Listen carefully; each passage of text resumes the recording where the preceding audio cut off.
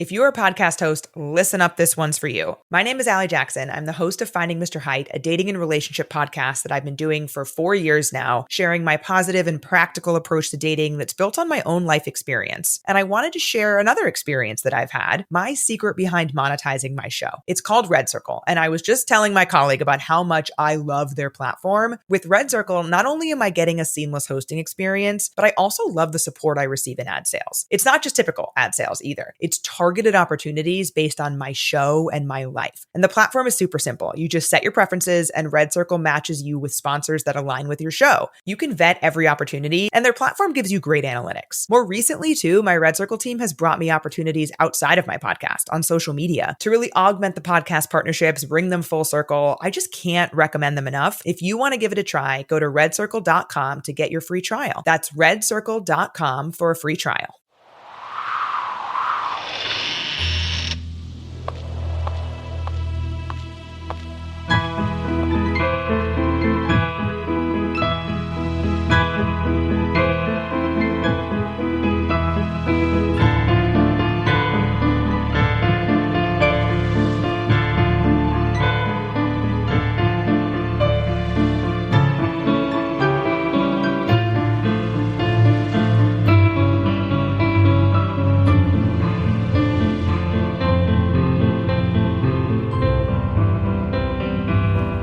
Things with Wings Productions presents Episode 8 of the Skylark Bell, Wingspan.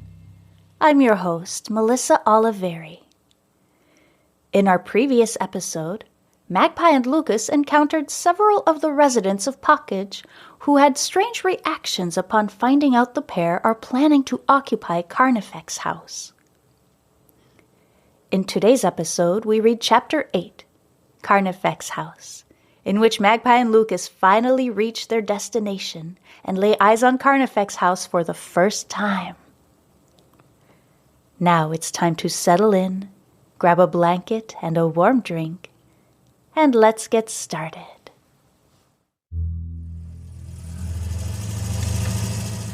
The driver carefully navigates the steep climb up the cliff behind the village of Pocaid. Magpie watches in wonder as they pass the massive exterior stone walls of Goldcrest Manor, which is perched on the cliffside overlooking the ocean. Radiating from the south side of the manor is a vast, perfectly manicured garden stretching out as far as the eye can see. They continue down a winding road, only lightly dotted with the odd house, for quite some time, before turning onto a long, narrow dirt lane. Up ahead, Magpie can see the 2-story house at the end of the path. Its exterior walls are made of stone, weathered by decades, maybe even centuries, of wind and cold sea air. Magpie feels a bit of unease and wonders if Lucas is also noting the similarities to Meadow Lane, which also had a long, dusty path leading from the road to a weathered 2-story house. She turns to look at him, and he meets her glance with a smile and a wink. As they work their way up the lane, Magpie swallows a lump in her throat. Coming into view behind the house, she can see the ocean, stretching for miles, just like in the vision she had as she and her mom were packing. Rubbing her arms to tame the goosebumps that have risen, she tries to brush off the eerie sensation and put herself into a positive mindset. This is a fresh start, a brand new adventure. Be positive, she tells herself. Did you say something? Asks Lucas. I am excited to start this new adventure, she answers, smiling. With you, she adds shyly. Lucas blushes slightly but holds on to her gaze. Magpie takes a deep breath. Okay, let's do this, she says, opening the car door. As Magpie and Lucas are stepping out of the car, a tall, slim woman in jeans and a light sweater makes her way toward them, her short, dark hair blowing in the blustery Scottish wind. She gives them a warm smile before introducing herself.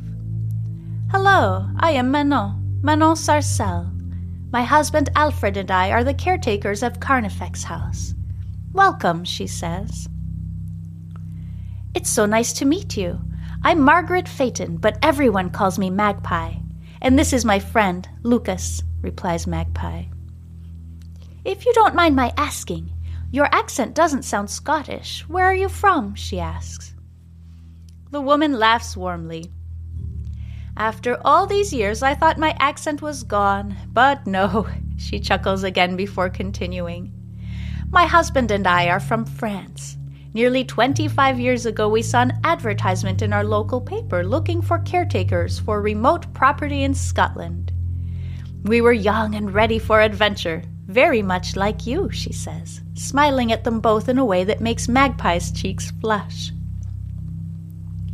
"We packed our bags and never looked back. It was fate." She heaves a nostalgic sigh before continuing. "Time feels different here. It goes by fast and slow all at once. It seems like yesterday our son Julian was only a little boy running along the beach. Now he is in Paris to study. But he plans to return in a few years so we can retire and return to a place with warmer weather and more sun," she says. "That's wonderful," says Magpie. "It sounds like you've had many wonderful years here." A shadow passes briefly across the woman's face, but she quickly regroups and claps her hands. "You're probably excited to take a look at the house, yes?" she says, walking with purpose toward the front door. Magpie and Lucas follow closely behind. "My husband and I live in the small cottage in the field over there," she says, pointing behind the home with one hand as she is opening the door with the other. "Bienvenue," she says to them as the door swings open. Magpie and Lucas step into Carnifex House. Magpie isn't sure what she was expecting, but it wasn't this. The interior walls of the house are composed of the same stone as the exterior. Large ancient wooden beams stretch across the ceiling, hovering over the stone floor, which has been covered with a variety of area rugs. Straight ahead of them is a staircase which presumably leads to the second-story bedrooms. To their right is a large living room that stretches from the front to the back of the house and features a large stone fireplace with a heavy mantel on which several family photos are perched. There's a couch and 2 rocking chairs in the front part of the room, and an antique writing desk at the back of the room, under the window which overlooks the back fields and, in the distance, the ocean. "Come this way. I will show you the kitchen. You are probably hungry after all that travel," says Manon, leading them through a doorway to the left. They step into the dining room, which also has a large stone fireplace, a round dining table, and an antique hutch showcasing a set of dishes decorated with a delicate floral pattern. They cross the room and step through another door into the kitchen. To their left is an antique stove, much like the one at Magpie's house in Pocaid. Across from the doorway is a large porcelain farmhouse sink placed under a window that looks out at the rolling hills behind the house and the ocean beyond. To their right is a small refrigerator and tiny 2-person breakfast table. Tucked away in the corner under the stairs is a tiny bathroom. "Shall I make you some sandwiches and perhaps heat up some soup? My husband Alfred went to town this morning to get some provisions. We thought you might want to rest once you arrived," she says kindly. "How very thoughtful of him. And yes, that sounds wonderful," says Lucas as he pulls out a chair for Magpie at the tiny table. "So, when is the last time anyone actually lived here?" asks Magpie, gently lowering herself into the small wooden chair. It has been decades. I think it was in the 1960s or 1970s, long before we came here," replies Manon, pouring soup into a pot and grabbing a cutting board on which to slice the bread. "Sometimes we have family come to visit, or the house gets rented out to tourists, but mostly it's just us," she says, speaking a little more loudly above the sound of the knife slicing through the thick crust. "I picked these tomatoes from our greenhouse this morning. This will be a very good lunch for you, she says, focused on her task. If you don't mind my asking, who has been paying your salary all these years? Asks Magpie, a little confused. The house was left in a trust, and everything is handled by the lawyers here in Pocaid, she says. The Carnifex family were very successful business people on the mainland. This was a vacation home, she adds, ladling hot soup into 2 bowls. My understanding is they planned for the care of this house until it came back into the possession of a descendant of theirs. I believe they thought it would happen much sooner. But no matter, you are here now. She turns, smiling, 2 plates in hand, each boasting a large sandwich of freshly baked bread and juicy red tomatoes. Magpie and Lucas eat voraciously. Oh, I didn't realize how hungry I was, exclaims Magpie. Lucas leans back in his chair, his plate and bowl empty save for a few breadcrumbs. That is hands down the most delicious sandwich I've ever had. Thank you so much, he says. You are most welcome. Now that you have eaten, perhaps a short walk outside before I leave you? Asks Manon as she is gathering the plates. That sounds lovely, says Magpie, excited to take in the view from the back of the house. They step through the back door of the kitchen onto a small stone patio. Magpie closes her eyes and breathes in the cool, fragrant sea air, then opens them again to take in the view. Behind the house are rolling fields. In the distance off to her left, she can see the caretaker's cottage, a small white building with a thatched roof that looks like it's from a different century. Beyond that, she can see the ocean bay below, and across from it the mountains in the distance. The scene is lush and vast and new, and Magpie can't believe she is actually standing there. I was speechless the first time too, says Manon, staring off into the distance with a look on her face that tells Magpie she's reminiscing about her arrival at Carnifex House almost a quarter century ago. A loud horse whinny makes Magpie and Lucas jump. Are there horses around here? Asks Magpie. There is one horse, replies Manon. Years ago there were many, but now he is the last one. She turns to them with a sad smile. Would you like to meet him? Lucas and Magpie nod, and they set off away from the house. They are getting closer to the paddock when they hear a man's voice echo across the field calling Manon's name. Oh, that is my husband, Alfred. He will need help unloading the supplies. You can go ahead to the paddock and the horse will come to you, she says, as she's walking away toward the caretaker's cottage. She turns to look over her shoulder and adds, His name is Cormorant. Magpie and Lucas, almost at the paddock gate, stop in their tracks and look at each other, wide-eyed. Cormorant? That was the name of Marius Corbeau's horse. What are the odds? Says Lucas in a stunned voice. Just then, a gigantic beast comes galloping up to the gate where it stops abruptly, letting the cloud of dust it kicked up billow away on the breeze. Magpie and Lucas stare at the huge animal, their mouths hanging open in shock.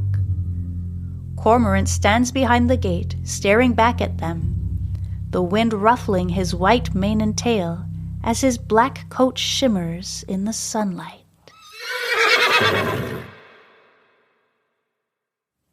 Thank you so much for listening. Join me next week for Wingspan Chapter 9, The Lark Festival, in which Magpie and Lucas explore the local Lark Festival of Skye. Before I go, I'd like to thank Phaeton Starling Publishing for this fantastically eerie story, as well as Canal for composing eerie mood-setting music for this podcast. If you're enjoying the story, please consider leaving a rating or a review. They're both greatly appreciated. You can also find in the show notes links to both my website and social media accounts. Sharing is caring. The more we can get the word out about this podcast, the more people will get to enjoy it too. Lastly, if you'd like to support my work financially, you can do so through a donation via my podcast provider, or by subscribing to my Patreon, where you get early access to episodes, as well as MP3 downloads of the music, artwork, writing, recipes, and more.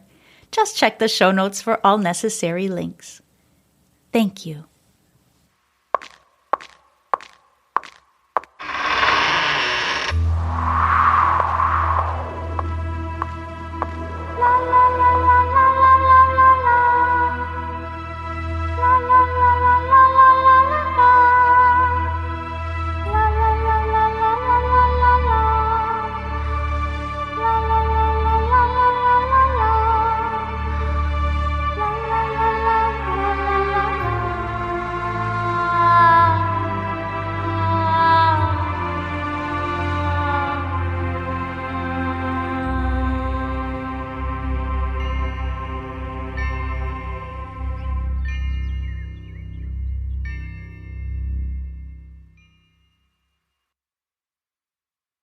If you're a podcast host, listen up, this one's for you. My name is Allie Jackson. I'm the host of Finding Mr. Height, a dating and relationship podcast that I've been doing for 4 years now, sharing my positive and practical approach to dating that's built on my own life experience. And I wanted to share another experience that I've had, my secret behind monetizing my show. It's called Red Circle, and I was just telling my colleague about how much I love their platform. With Red Circle, not only am I getting a seamless hosting experience, but I also love the support I receive in ad sales. It's not just typical ad sales either. It's targeted opportunities based on my show and my life. And the platform is super simple. You just set your preferences and Red Circle matches you with sponsors that align with your show. You can vet every opportunity and their platform gives you great analytics. More recently too, my Red Circle team has brought me opportunities outside of my podcast on social media to really augment the podcast partnerships, bring them full circle. I just can't recommend them enough. If you want to give it a try, go to redcircle.com to get your free trial. That's redcircle.com for a free trial.